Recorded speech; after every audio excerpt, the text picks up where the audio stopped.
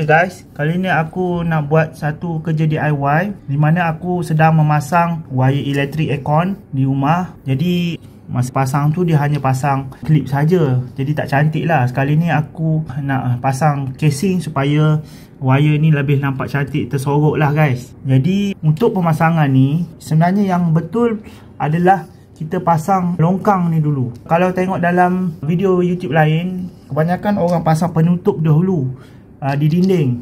Yang sebenar betulnya adalah kita pasang longkang ni dulu. Tapi dia agak sukar sikit lah kalau kita nak buat kerja pemakuan. Kalau guna drill memang senang lah, kita tanda, kita drill lah. Tapi kalau guna paku memang susah sikit lah, sebab dia kadang-kadang terkena tangan bila kita paku. Jadi aku nak tunjuk korang satu alat yang membantu korang untuk pasang casing ini dengan kaedah yang betul lah guys. Bagi aku inilah yang betul, kerana satunya bila kita pasang macam ni, kita senang urus wire lah. Jadi dia bila nak pasang tu dia tak lari, dia masuk dalam longkang ni lah.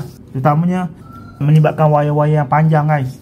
Ok, tapi kalau kita nak pasang tu, kita perlukan satu alat yang panggil manual nail gun. Sebab apa manual nail gun guys? Walaupun ia ada alat ni, tapi kita perlu juga ketuk di atas ni menggunakan tukul untuk pastikan paku tu masuk.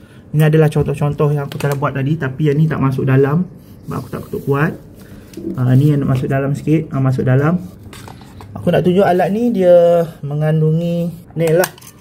Nail ni memang kena beli asing lah. Saiz dia 18. Dia ada saiz yang lebih kecil, tapi saiz 18 ni adalah saiz yang paling maksimum lah, sebab kerana modelnya adalah ST18C. Yang C ni adalah model terkini guys.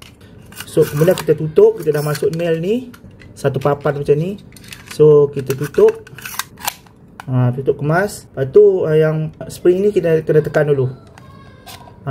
Pastikan dia naik atas guys. Barulah kita boleh buat kerja-kerja mengetuk paku dengan mudah guys. Okay, aku tunjuk ke korang satu demo untuk paku casing menggunakan manual nail gun. Link aku share kat bawah, nanti korang klik je lah guys. Okay,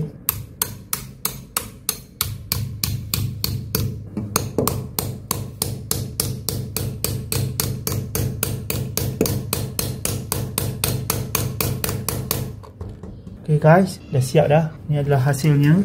Dia jadi cantik lah guys. Kena ketuk kuat sikit guys. Okay guys, sampai situ saja lah video aku kali ni guys, menggunakan alat ini. Dan juga ini adalah cara yang sebenar untuk pemasangan casing guys. Okay guys, kita jumpa lagi di hari lain. Assalamualaikum warahmatullahi wabarakatuh.